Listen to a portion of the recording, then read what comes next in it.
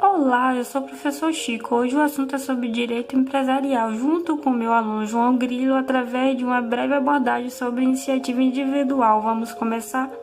Empresário individual, quem é ele? O empresário é aquele que, de forma habitual, organizada, age em nome de sua empresa. É ele quem cuida da relação jurídica da empresa, é responsável pela atividade empresarial que obtém lucro, de modo que sempre será pessoa física. Tem CNPJ. Sim, ele recebe o número de CNPJ quando ele faz o registro como empresário na junta comercial. Vai receber um número, mas isso não quer dizer que vai ser considerado pessoa jurídica. Recebe esse número para questões práticas e tributárias e por conta da fiscalização. Fica mais fácil o Estado fiscalizar as atividades empresárias quando se tem CNPJ e tem que registrar em diversos outros órgãos estaduais. Qual a sua responsabilidade? É ilimitada, pois quando dizemos que o indivíduo tem uma responsabilidade ilimitada, quer dizer que não há uma separação entre bens cooperativos e pessoal que faz o mesmo. Dessa forma, ele sempre vai receber por qualquer tipo de pessoa o cargo de 100% do seu patrimônio, tanto patrimônio pessoal quanto patrimônio empresarial.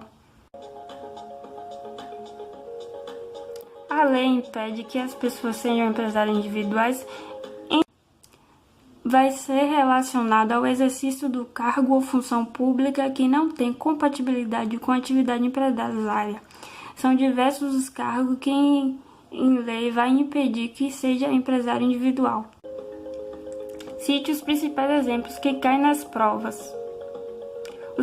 Os exemplos principais: os juízes, delegados, os servidores públicos, civis e militares na atividade. Nesses casos, a própria lei normatiza a função pública necessária essas pessoas da atividade empresária como empresário individual. Não, claro que tá errado. Conheço um juiz que tem uma padaria. Calma, eu não disse que essas pessoas não podem ter empreendimento. O que elas não podem ser empresário individual, mas no caso elas podem tranquilamente ser sócias de uma sociedade, seja sócios administradores, como você pode ver aqui. Então a figura do sócio e do empresário individual são completamente distintas, podendo essas pessoas então livremente ser sócio, porém elas não podem exercer atividade empresária como empresário. Para entender melhor, vem para o nosso exemplo. Júlia é um servidor público da União, pretende abrir uma loja de roupas de marca como empresário individual.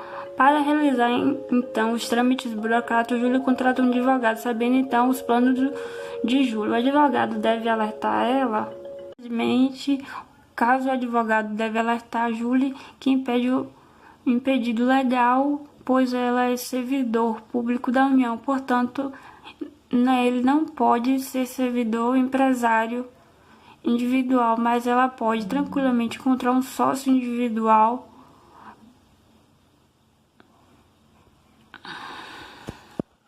Júlia é um servidor público da União e pretende abrir uma loja de marca de roupa como empresário individual. Para realizar os trâmites burocráticos, Júlia contrata um advogado. Então, para entender os planos de Júlia. E o advogado deve alertar ela? Simples. Nesses casos, o advogado deve alertar Júlia impedido legal, pois ela é um servidor público da União, portanto, ele não pode ser empresário individual, mas ela pode tranquilamente encontrar um sócio, iniciar a atividade, então, na modalidade sociedade empresária. O que pode acontecer mesmo assim o servidor público da União ou qualquer outro tipo de impedido legal resolver iniciar uma atividade empresária como empresário individual? Então, nesses casos, ele responderá por todas as obrigações contraídas, não podendo então alegar que ele é um impedido legal para se eximir da obrigação, pois ele contrairá enquanto empresário individual por ser considerado atividade empresária. é uma coisa muito séria e muito sóbria, pois a opção do legislador, então, que se só pudesse exercer atividade empresária que tivesse o pleno gozo da capacidade civil, e isso significa que então os absolutamente incapazes e os relativamente incapazes, que a gente encontra lá no artigo 3º quanto do Código Civil, não pode ser empresário individual. Rapidinho, sempre tem aquela exceção para acabar com a vida de nós, estudantes de direito, né? Então vamos agora trazer você saber o quanto nós falamos de exceções. Aqui nós estamos falando dos casos onde o incapaz pode exercer atividade empresarial de maneira excepcional. A primeira estação é a incapacidade superveniente, quando o empresário já exercia atividade quando era plenamente capaz, mas acaba por se tornar incapaz.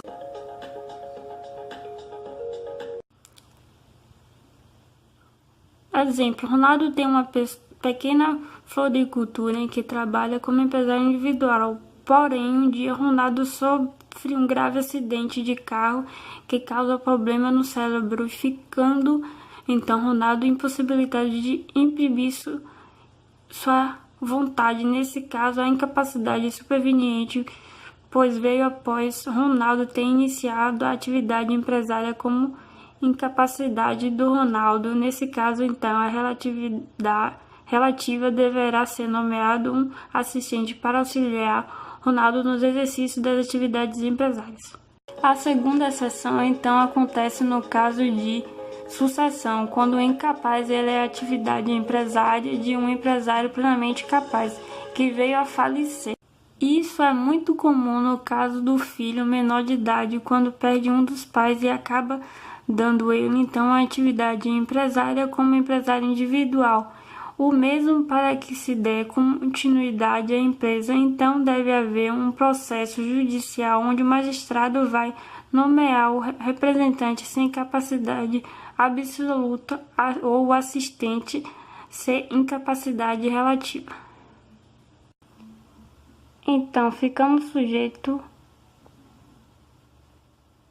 ao resultado da empresa, os bens em que fica o incapaz já possui ao tempo da sucessão ou da interdição, desde que os estranhos ao servo da tela, devendo tais fatos constar no alvará que concede autorização. Quando o juiz conceder essa autorização para o incapaz, continuará a atividade empresária e ele deverá nesse mesmo especificar quais são os bens que podem ser atingidos por dívidas empresárias e quais bens que não podem ser atingidos por dívidas empresárias. Os bens, então que o incapaz já tinha antes de começar a exercer a atividade empresária não poderão ser atingidos por dívidas empresárias. No entanto, os verbos que estejam relacionados às atividades empresa poderão ser objeto de penhora para situações de dívidas empresárias. Essa possibilidade do incapaz exercer atividade empresária tem base em algum princípio importante do direito empresarial? Sim, o princípio da preservação da empresa ou da continuidade da empresa, como alguns autores chamam. Esse princípio nos dias empresa tem uma importância muito grande tanto no âmbito econômico quanto social, e por isso então a atividade empresária deve ser sempre preservada quando possível. O importante é lembrar que essa possibilidade do incapaz exercer atividade empresária tem base no princípio muito importante do direito empresarial. No caso do menor emancipado, as pessoas perguntam: o menor emancipado não pode ser empresário individual sem nenhum problema ou tipo de problema? No caso, o empresário individual exceção é o seguinte: no caso de bem que tem uma relação com a atividade empresária, não haverá necessidade de concordância com o marido da esposa, que aqui nós chamamos de outorga conjugal. Um último exemplo, professor, e pergunta para a gente fechar a aula de hoje, tipo, Diogo é casado com Clara e resolve iniciar uma empresa como empresário individual. Para isso, ele utiliza uma casa que pertence ao casal e com a ajuda de Clara inicia uma lanchonete e os negócios começam a dar certo. Então Diogo resolve vender o imóvel que funciona na lanchonete para comprar um espaço maior. Para realizar a venda, o Diogo vai precisar de uma concordância de Clara.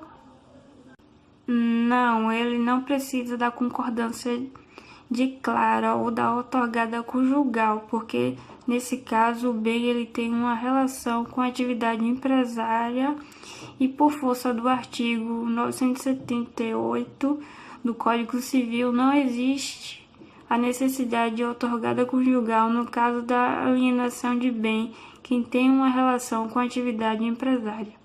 Desafio: você no final do vídeo tem uma atividade, meu caro aluno, para cumprir. Meu desafio: bons estudos.